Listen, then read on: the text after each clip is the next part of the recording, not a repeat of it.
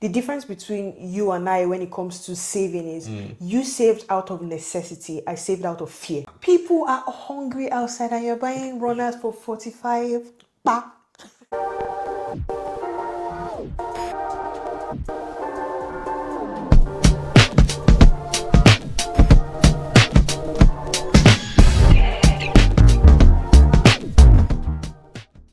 Hi friends, welcome back to our YouTube channel. Today we're going to be speaking about my money is his money too. And now, depending on where you are, that statement either made you go, amen, or hold up.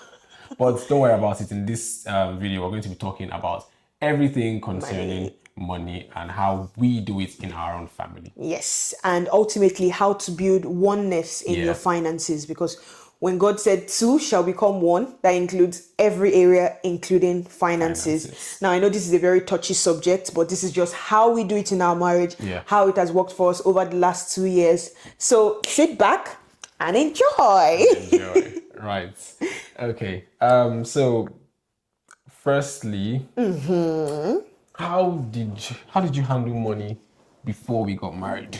You already know the answer to that question. Yeah, but they don't. So let's talk now, about for the sake of our friends, I would say before marriage, how I handled money is that I did not handle it.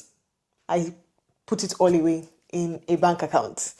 I didn't spend money on anything else other than my rent, my tithe, and a few essentials like feeding and all that. I didn't even buy clothes and shoes and all of that. That's just not, or that wasn't who I was at the time. So I just stored up all my money in the bank. How did you handle money before marriage?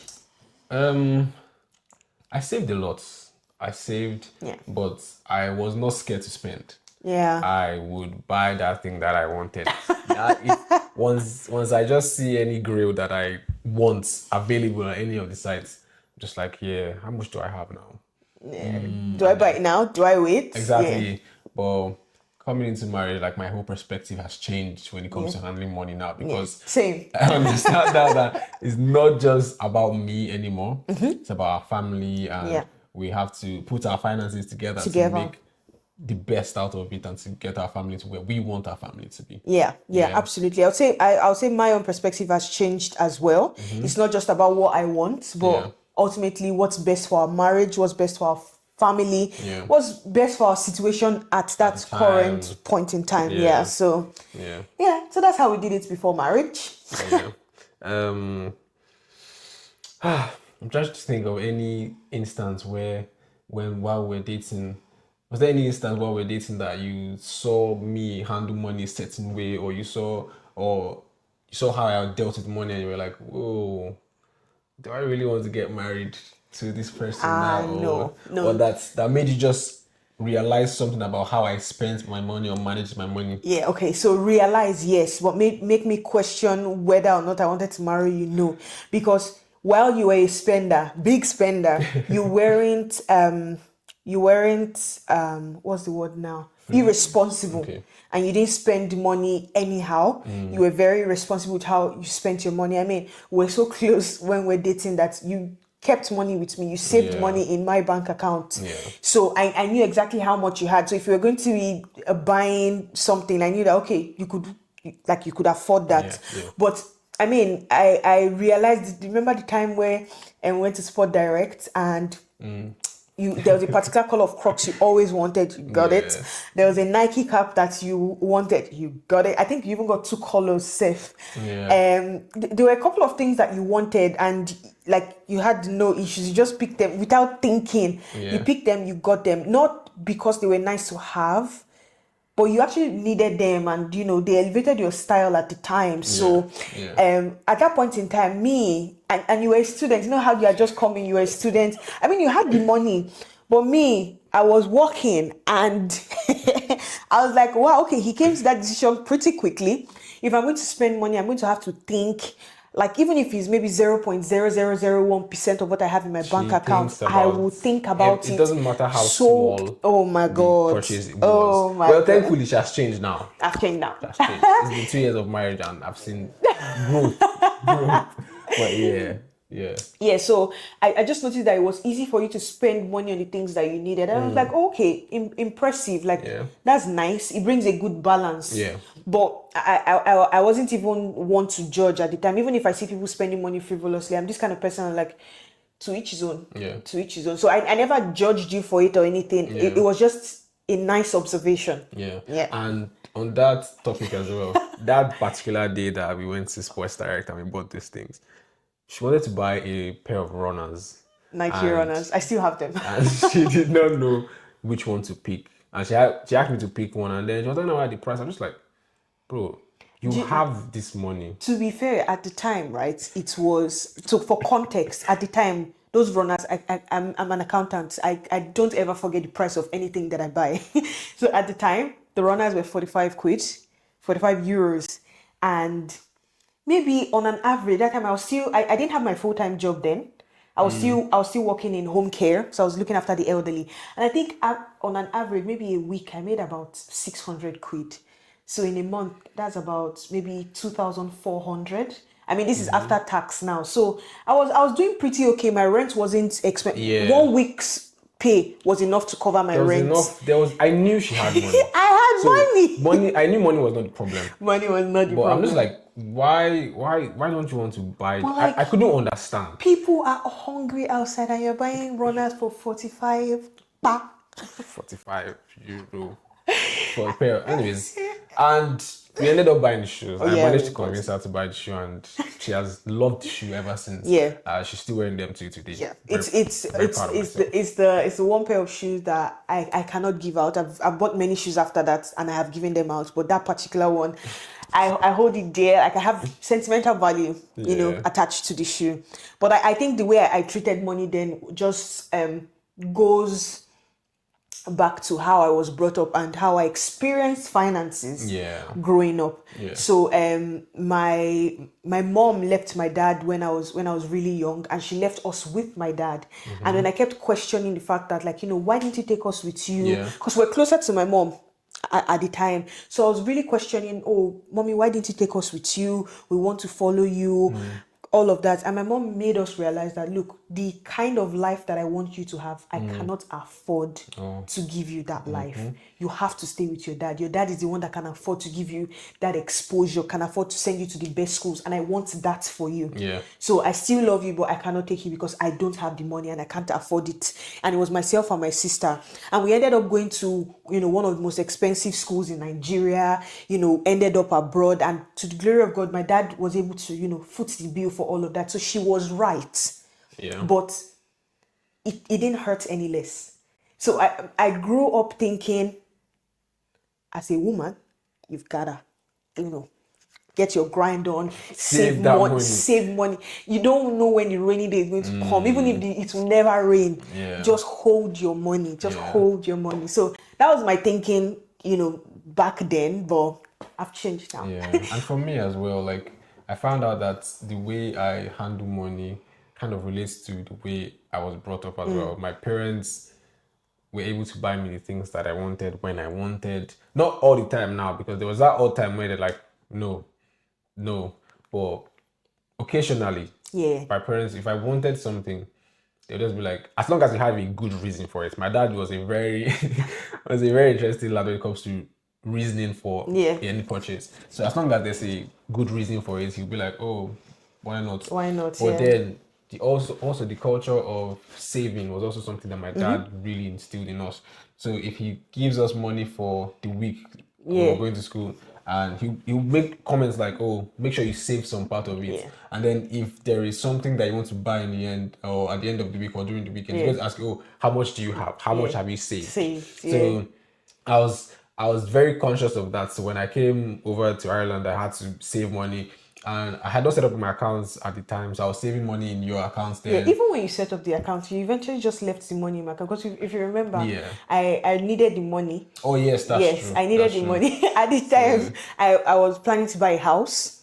When we were dating, I was planning to buy a house. Not together, on my own. Yeah. On my own. I was planning to buy a house at the time. Well, I eventually did not buy the house on my own. But I was planning to buy the house on my own. So Sam would send money to me every month to just keep in my account so that my account looked like buoyant. yeah. Yeah. So And then so that's style of saving yeah. was something that my dad already instilled in us, and that helped me along the way because when I finished my undergrad, I was able to go with some people from my school for a work study program in America, and then I was able to work. I was able to save some money. And you bought a Saved lot of stuff. exactly, and I still spent money, Yeah. but that saving culture was Yeah. already instilled in me from when I was way young, Yeah. and then when I saved up the money that when I came back to Nigeria and I brought back the money that I was with and I told my dad about it. He was impressed because the money that he invested for me to go, I came back with I think that and more. Very good. So when I showed him and he was very impressed, I gave the money to Oh, my mom to to put it help in a me. dumb Yeah, account. so she Yeah. put it in a dumb account for me, and then when I was coming here for my masters, I was able to contribute to my school fees because when I told my dad I wanted to come for my masters in Ireland, he was like, "Oh, okay." What the first thing he asked me is, "How much do you have?" I was like, because at that point I had And you were finished. like 19 or 20 or something like Yeah, that. I think I just turned 20. Was it? Yeah. Yeah, after pandemic hits, Yeah. Yeah. I started planning this. So I just turned 20 then. So he was like, "Oh, how much do you have?" Like, what I do was you mean? like, How much do I have? everybody's going for masters. Their parents are footing their bill. Yeah. I knew my dad, so I knew that question was coming. Yeah. But still, Yeah. the fact that I was able to just tell him, "Oh, I have this amount in dollars with my mom," Yeah. and he was like, "Okay, that's very good." I'd also saved up some money from when I was working. Working in Nigeria. Yeah, so he was like, "Okay, you can use this one for flights. We'll use that one for the school fees," and then we just Yeah. rallied everything up and were able to afford this thing. So that saving culture Yeah. from when we were younger Yeah. definitely helped me see money in a different light. Yeah. No, I think, and that's very good. From what I'm hearing now is the difference between you and I when it comes to saving is you saved out of necessity. I saved out of fear. Yeah.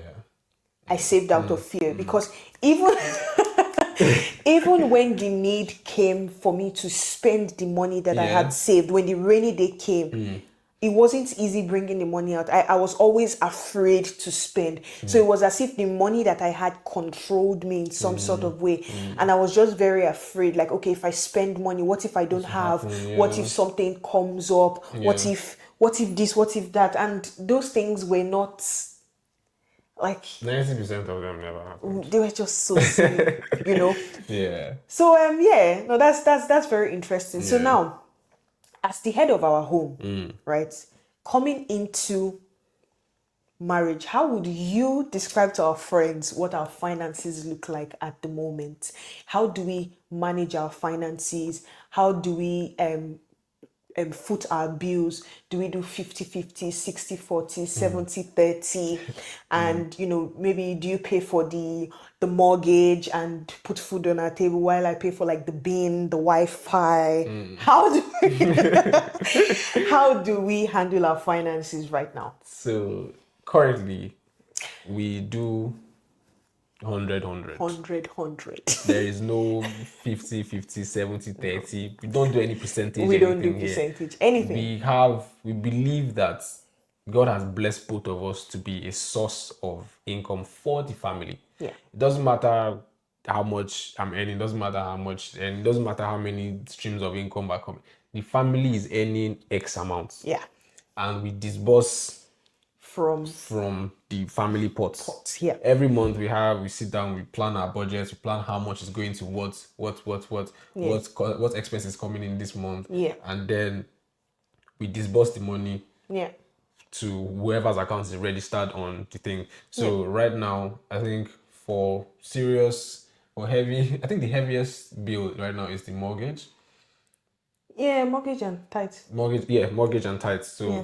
that comes from my account, Yeah. and then we all just the other like yeah. Wi-Fi. I think Wi-Fi also comes from me. Yes, darling. So yeah, so you see, like sometimes it's hard to keep track of where this thing. I just know that the bill is paid. Yeah, exactly. The bill is paid. The bill is paid from whether my account or my wife's account. I don't really care. And we actually don't care about it. I think that's really the really interesting part because when people hear that we do 100, like we pull all, when I mean all, I mean 100% of our income together, people immediately think joint account. We actually do not have a joint account. We don't.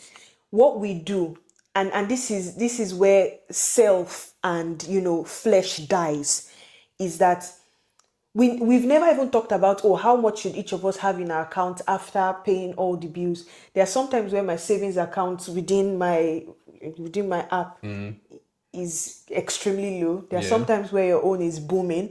There are sometimes where my own is high, your own is low. We don't care about the numbers in whose account. At the end of the day, when we are calculating how much money do we have, I'm going into Sam's bank account and I'm going into my bank account and I'm saying, okay, this is how much we have as a family.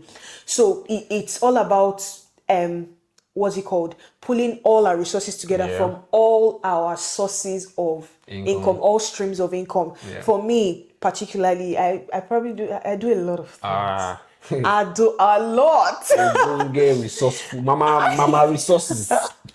My wife she's a very busy woman. I am quite busy. During the maternity leave that she has been on, she has. I don't even think she was on maternity leave. I think I just did a lot of flexible things that allowed me to look after our son while on maternity leave. But even when I was still working full-time 9 to 5, I had that going on. I'm a teacher as well. A teacher and a tutor. I am a prompt engineer. I make hair. I sell perfumes. What else do I do? I do a bit of consulting here and there in terms of accounting, finance, all of those things. So when you look at all of those things together, they do bring money to the family. But I don't see it as my personal money.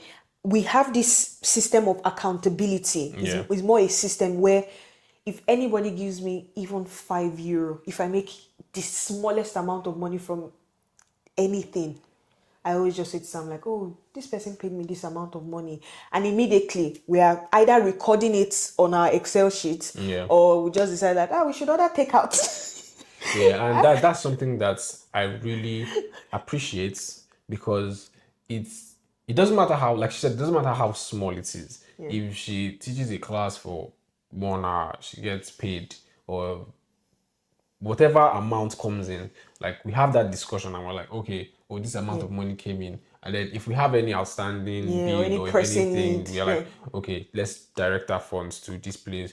Or if there's no pressing need and she says she wants to shop, please, by all means. And now it's not like she's coming to take permission from me to shop or anything. It's just that transparency when it comes to finances, because money is one of the leading reasons to divorce in our generation. And I think all times, it doesn't even matter the generation. A lot of people have ended their marriage because somebody is not transparent enough, or somebody's being selfish, or something is going on. But you know what you just said about, I'm not coming to you for permission. But there are times where I'm actually coming to you for permission, because and it goes both ways, right? Because at the end of the day, right, our family is our priority. Anything we want to do that doesn't benefit the entire family, we sort of have to check in with the other party to say, look, I want to do this thing. Is now the right time? Do you think maybe I should hold on, or can we afford this? Even things like my nails. I just say, oh, babe, by the way, I need to get my nails done. I'll just say, oh, babe, I want to get my nails done. So, especially moving to a new house I think settling into a new house is actually more expensive than buying the house. Oh my God. So money has gone into many different places. I know there are some things that we've had to put on hold for ourselves because we're trying to do a few things in the house. So this season has really taught us to like check in because one person might forget. I'm the one that spends the most money on buying things. Because I'm just like, okay, well, I'm better now. I think I'm better now. You're trying. You're trying this. You get there, love. You get there. So when I want to buy something, I just let my wife know, like, babe, what do you think about this? Can we? And then she reminds me, oh, we have this guy coming to do this. Because sometimes these things fall through the cracks. Yeah. And I'm just like, it's not like I'm irresponsible. I know bills are coming in and I still want to go and shop. So sometimes I just get carried away. And that's why it's very important to check in. check in with your spouse. It doesn't matter what the story is, like, checking with your spouse, because transparency is very, very important. Yeah, it will very save important. you. It will save you from those days where, you know, the flesh is trying to kick in. Because there are sometimes where I want to, you know, buy something small and I'm like, I know Sam will not let me buy this thing, or he has told me not to buy that thing. But because of the system of transparency and accountability that we've built, I cannot do that, because at the end of the day, if I don't tell him, which is highly unlikely, I don't know how to hide anything from my husband. Oh, by the way, those people paid me extra money. I saw email this morning. Those prompt engineering people. They gave me money this morning. Sorry, back to the back to the business. So there's hardly ever anything that I cannot tell you. And even if I, for some reason, I try my best to hide it from you, you have access to my bank account. Yeah. If the money is not, because you know exactly how much is in my bank account. Yeah. So if you go there and, you know, you're not seeing the amount of money you thought should be there, you can easily check my transaction history. Like, oh, babe, what did we buy? Why is our credit card bill this high? You know, I didn't think that this and this was going to go on the credit card. And same for you as well. Like, if I see the credit card going up, I'm like, what's happening? What's going on? We hold each other accountable to every purchase. Every single purchase. That we purchase, we hold each other accountable. And accountability is very important. If you're going to grow together and build that oneness in your finances, accountability is one of the most important things you can do for your marriage. Absolutely. And I want to ask you as well, what have you seen? Well, we've been married for 2+ years now.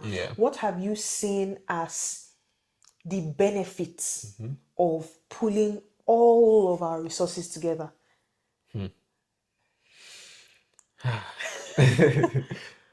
Putting our resources together has helped us as a family to get to where we are today. That's one of the most important reasons. Like, I don't think, if, to the glory of God, we're individually doing okay. If we're not married, if we're not married, we'd be individually comfortable. We'll be comfortable. But I don't think if I was not married to you, I would be where I am today. Like, in our house, with all the things that God has blessed us with, like, definitely pulling our resources together has helped us to go cover more ground that we would have covered by ourselves. Like, absolutely. I really think that's the major benefit. I think so. I think so as well. When I look at myself, like, I was earning so much money then. I think when we started dating, I think maybe my average savings in a month was maybe like 1,500 when I was even working in home care. And then when I started my full-time accounting job, my savings moved to like maybe 2K, 2.5 per month savings. So I would say I was doing well. But getting married to you, that leadership that you have brought to our finances, to say, look, God has given us all things for our enjoyment. It's not just about paying tithes. It is not just about, you know, footing your bills. Like, let 100%. It show that God has blessed you. Like, look like your blessing. Look like your blessing. So I think that's one of the benefits that I've also seen, and definitely cover more ground. One thing I know for sure, I don't know how to explain it, but it is the mystery of, I would like to call it the mystery of oneness in finance, where when you pull all of your resources together, you are giving God something to bless. You say, God, this is what you have blessed us with. This is who we are as a family. Increase us. Because between the time we got married 2 years ago and what's it called now, and where we are now. Growth. Oh my God. The growth. It keeps getting better, guys, every day. There is something called blessing in marriage. Like, I don't know how to explain it. From when I've seen it in my own life. Let me talk about my own life now, personally. So when we were getting married, I was still working as a housekeeper. But I had gotten an offer from a company that was have started a lot later in the year. Yeah, I think a year after you got the offer was when when you were Yeah, supposed to yes, start. a year Yeah. after. But then we got married. We had planned to get married like in April of 2023. 3. And then in February, it was February of 2023 now. Yes. February of 2023, the company reached out to me and told me that they want me to start earlier. So then the earlier dates would have been, I think, 1 month after our marriage. So I was just like, okay, that's progress. Yeah. So that happened. I got leading to leave the housekeeping job when I left. Even while I was in the housekeeping job, the blessings that were coming in, like They kept they increasing kept your pay increasing my like every pay. week. They kept promoting me, like Was a super housekeeper. He makes the bed so well. no, Even at home but here. those skills are ingrained now. Yeah. But yeah, that happened. I got the earlier start date. I started the increments in salary at the job that just kept coming in. I'm just Yeah. like, what's God. happening? Yeah. What's happening? And then pulling our resources together. We've just been seeing exponential growth, not just in my own life, too, in Yubusa's own life as well. Yeah. Like her company, the way I think when I, in fact, my own story is when I started my full-time accounting job, that was we started dating 2 days after. okay, yeah. Yeah, we started dating 2 days after. And then I started in April of 2022. By August of 2022, they sent a company-wide memo that, they're increasing everybody's salary. I collected salary increase. How many minutes have I spent in the company? I collected the salary increase as well. At the end of that year, I collected my performance-based bonus and another salary increase. Yeah. In 2023, shortly after we got married, I got promoted at work. I collected another salary increase. Now, between April 2022 to April 2023, my salary has already been increased about 3 times. I think over 10, 12 grand increase in my salary. And then December of 2023, another increase, another performance-based bonus as well. I collected profit share. It was non-stop, and that was just my full-time job. Every other thing I was doing, I think I had another job at the time. So God, I do a lot of things. The phone call, Oh the customer care that's thing true. that I was doing. The amount of jobs that my wife has done, eh? Oh God, I don't know. I don't like the grace is just I there. just like working. The grace is just there. I think it keeps me going. So the increase that we have experienced by Yeah. just deciding to merge our finances Yeah. together, I think it's just beautiful. Yeah, and before you go Yeah. on, and we don't see these increases in our individual lives as, oh, my increase. It's the family's increase. The family's Like increase. whenever there is a promotion for anybody or there is an increment in salary for somebody, like we're just like, oh, thank God, the family is earning more money now. Yeah. Let's try to see where we can put more money Exactly. to do things to maybe Yeah. doesn't like it's not an individual. We're happy to enjoy Yeah. those things, like celebrate those things rather, Absolutely. as, oh, congratulations, like this is Yeah. happening, this is happening. But at the end of the day, we're still spending the money together Together as a family. yeah. And I have a question for you. Okay. How with the way society thinks these days, I know you don't get your orientation from society. Yeah. But sometimes it can have an impact, no matter how little, on how you think. How easy was it for you to get accustomed to this? Because, society will tell us, like, as the head of the home, you're supposed to call all the shots with the finances. You're supposed to put a roof over our head, maybe pay 100% of the mortgage or the rent, put food on the table while your wife, covers all the small things. How easy was it for you to, come into this phase where you currently are? I think the first and most important thing I dare say is counseling. Counseling before marriage and counseling during marriage. I think I can't overemphasize how good counseling has helped me as a man, because if you want to get your ideas on how to lead a home from social media Like or Twitter. from You gon' suffer. Yeah, you are in yeah. for it. You are in for it. If you want to be listening to what all these people on Twitter are saying you should be doing in your family, please go and get godly counsel. I beg in Yes. the name of God. Yeah. But I think that's what has helped me a lot because we've been taught that we are both sources of income for the family. Yeah. So I don't see it as I'm providing shelter or how do I phrase this now? Um, I don't see it as me being the Authoritative leader or exactly that description of Yeah. the way the society portrays the Yeah. man to be and everything that he should be doing. Yeah. I don't see it in that light. I see myself more like a servant leader, like especially when it comes to the finances. Let's put it together. Let's do the budget together. You are an intelligent person. I am an intelligent person. Let's sit down and say, oh, how can we get our family to where we want to Yeah. be?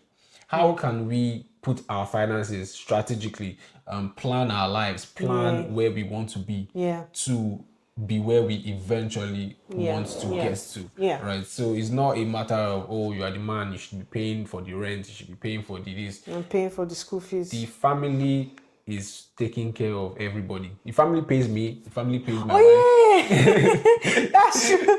Yeah. The family pays my wife, the family pays me, the family pays Luke Yeah. and any other children that we'll be having. So Yeah. that is the way we have structured our own finances, right? Yeah. Okay. So, Yeah. No, that's very interesting one for Yeah. me. This the society has said that his money is his money, your money is his money is our money, my money is my money. But yeah, I'm happy that counseling has taught me something different. I Yeah. feel closer to you when we are able to talk about everything, including money. Yeah. Including money, even times where we are actually genuinely struggling. We want to buy something that we really want to buy, but it's not the right time. Even those emotions, we share it with one another. Yeah. And I'm really grateful for that.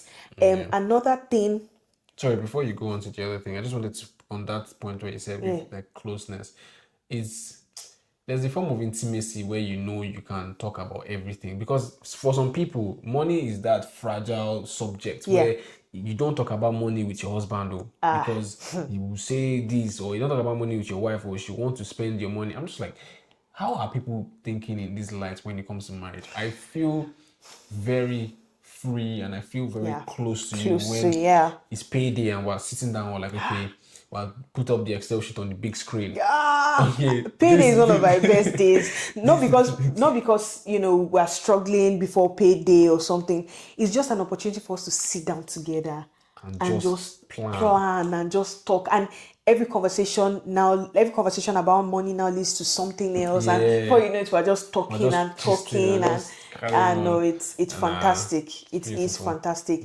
I particularly enjoy being close to you because I didn't experience that in the marriages I saw around me growing up. It was always the man comes, drop money for soup on the table, drop the children's school fees, pays the rent, and all those kind of things. But I like that you involve me. And I just want to add here because I feel like some people might be wondering, okay, what about times where we don't agree on a particular financial decision? And I want to share the story about when we got our car. Okay. So we hardly ever disagree when it comes to any decision relating to the family. Here is why. We are constantly communicating. We are constantly sharing perspective of where we want the family to be. We're always talking about, the family in general. So when it's time to make a big decision, chances are we've spoken about something in that light before. So it's easy it's easy for us to just make the decision, whatever is best for the family, and move on. But when I was pregnant for Luke, you had told me before I got pregnant that when you get pregnant, I don't want you entering public transport. I want to have bought a car, and so that you be comfortable. Then we're still living in Dublin. Now we're living right on the Lewis line, on the tram line. So there was frankly no need for a car. The tram line was literally right outside our apartment block.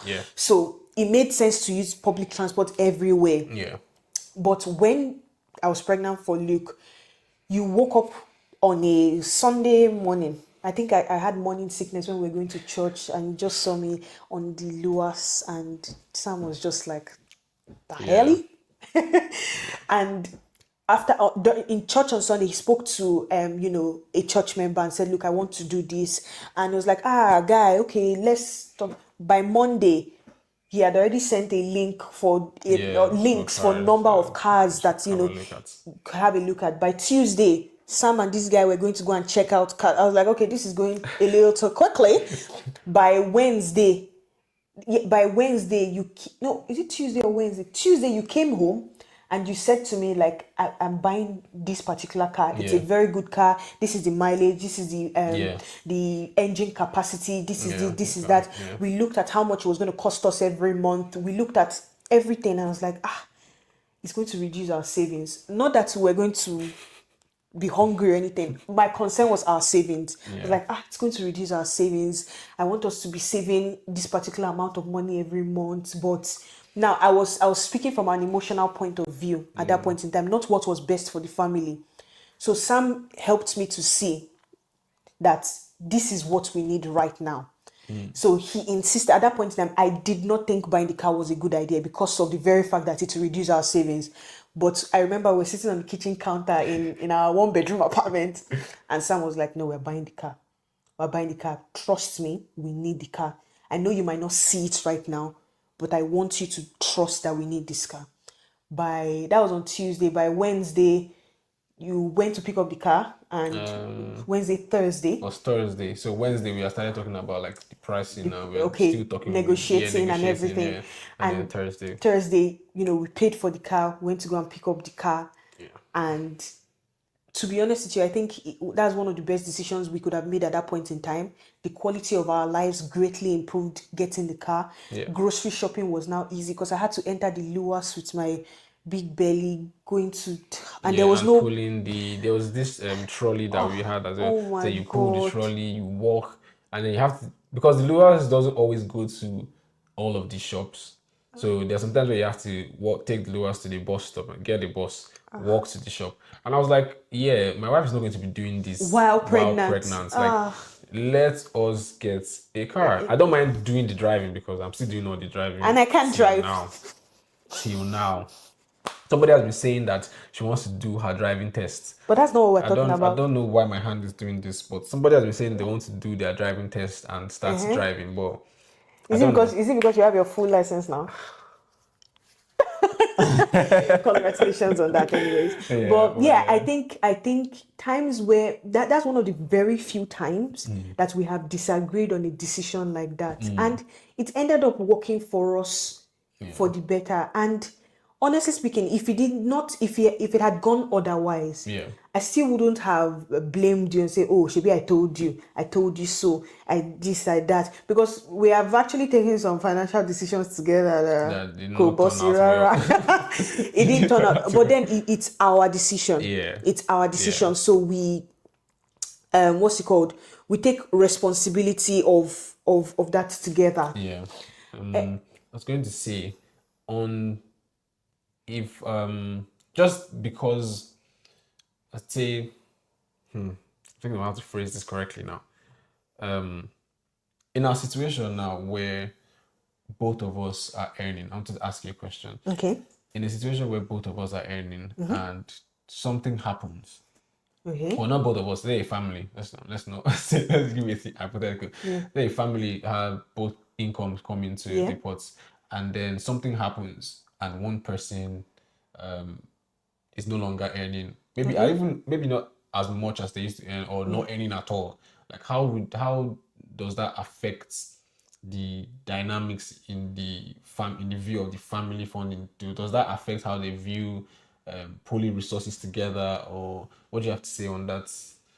Remember that story that you were just sharing about how you quit your housekeeping job for a couple of months just before we got married, and you had Yeah. to wait maybe a month or so after getting married before you start your Yeah. full-time job. At that point in time, a few months leading to the wedding, and even just when we got married, our family had just one source of income, Yeah. right? That did not change anything, and it shouldn't change anything. Yeah. At the end of the day, whatever money came into my bank account at the end of every month, our family made this amount of money. Yeah. You still led the budgeting. You still, made certain decisions like, oh, I think we should put this money here. Let's give this person this. Let's do this. Let's do that. It didn't change the dynamics of who we were. Yeah. I didn't say, oh, because I'm the only one, earning at this point in time, you sit your ass down and all of those. No, Yeah, no. no. Respect was still there. And I trust that if the roles were reversed, which they currently are on maternity leave, I don't feel less than. Yeah. I don't feel less Yeah. than, and I want to believe you didn't feel less than at No, that point I in didn't time at all. No. as well. You were at home resting, praying, worshiping, and building your beautiful Because I Legos. built my And Porsche 911 and my Ford. exactly, and it was a necessary time of rest for you because you had Yeah. just finished your masters, Yeah. which was very intense. No, that period, I was relaxed. Yeah. And that's And one you of the needed most. that. I did Yeah, because I just come back from work. Housekeeping is a very hectic job, it guys. is. It is a very hectic It job is. because in a day you're sorting out like 20 almost plus rooms. 20 plus rooms, and you're bending, you're cleaning, you're laying the bed, you're hoovering, you're Washing the bathroom and is everything. a lot. So that month of rest was very much needed. Yeah. And like I like the fact that we still held on to that belief of the family is earning. The It doesn't family is matter earning. what happens to one source. We're both Yeah. just sources of income Income to the to the family. family. Yeah. So Yeah. yeah. I have another question for you as we round this up. Some people might say, oh, you're pulling all of your finances together. What if I want to buy this and, he doesn't let me? What if there's some small spending? You think, so you mean like I won't have any money of my own? You think like you mean I won't, like where do I come in then? Like, what do I get? So you mean I'll just work every month for the family? How about me? What do you Yeah. have to say about that? I think there should be the way we have structured our own finances anyways is that we have what we call chop chop. Yeah, chop times two. That's how it looks like in our budget. Chop times two. So we call it chop chop. I got that phrase from my dad. My dad has to call like if there's any money that you want to use for yourself, he calls it chop chop. So I'm just like, yeah, let's call that chop chop. Yeah. So how we've structured it, we both have a particular amount that we are assigned to ourselves. I don't care how my wife spends her chop chop. She doesn't really care how I spend my chop chop. The thing is just that at the beginning of the month where we're doing the budget, I have X amount, Yeah. you have X X amount. amount. So go and do with it as you please. Go and buy whatever you want to buy. If you want to save it for and add it to your next month's chop chop to buy what you need to But buy. exactly. You do Yeah, that. you do that. So there's that. I believe there should be that balance of you should be able to be independently. You should be able to independently spend your money and not worry about what your spouse thinks. There should be that level of independence. But do you know what I've noticed? What's That that? even with that chop chop, we're still constantly still telling each other so that, oh, I want to buy this thing. this thing. Oh. I'm going to use my chop chop. Buy- I'm use going my to chop chop to I'll buy take my this chop. thing. I'm going to chop chop this year. My own chop chop is still plenty. Your own chop chop still plenty. Or when we are distributing chop chop for the next one, we're like, do you have chop chop from last one? May I still have chop chop from Why is last your one? chop chop looking like this? Exactly. My chop And I chop say, is bigger than your own chop chop. So it's very beautiful. So as we round up this, I want to just I will display on the screen a format for what our budget looks like. So it's a very simple template that we use. Now I know a lot of templates on the internet these days look a lot. I think that they look very complex. Yes, that's the word. Thank you. They look very complex, but we just use a very simple template. We have two sections, income and expenses. In our income side, every income that both of us bring into the family, we record here, no matter the source, from our 9 to 5, from our side hustles, everything. And then we have a total income section. Now, under the expenses side, we have all our expenses, including savings. The point here is that at the end, all our income must be equal to all our expenses, including savings. We don't leave any cent, we don't leave any euro to chance. Everything must be accounted for to the T. Yeah. Otherwise, if you start to let things fall through the cracks, the crack will continue to get wider. So, we have a mandatory amount of money that we save every single month. So we save that to pay our tithe and offering, pay our mortgage, and all the other bills that we have, depending on what that looks like for your family. And I think one thing that this budget has helped us to see is how much are we spending on an annual basis on certain things. Yeah. Like, for example, if we are spending, so in 2023, just before we purchased our property, we had seen that we spent a huge, I think over 25 grand on rent. Oh yeah. And then we're like, that is absolutely ridiculous. Yeah. If we can afford to pay 25,000 euros on rent, we You should surely be able to can put own that. our own property. Yeah. So at the beginning of 2024, that's when we started planning to buy our own house. Another thing that this also helped us to see how our giving looks like. How generous are we? Because as God is increasing us, our giving has to increase and to reflect that as well. Should be a fantastic. blessing to others. Exactly, being a blessing to others.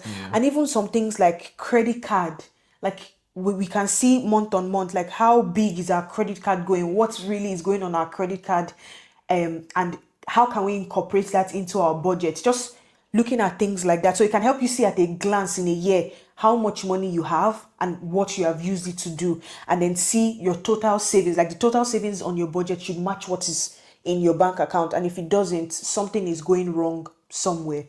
So that's really just it.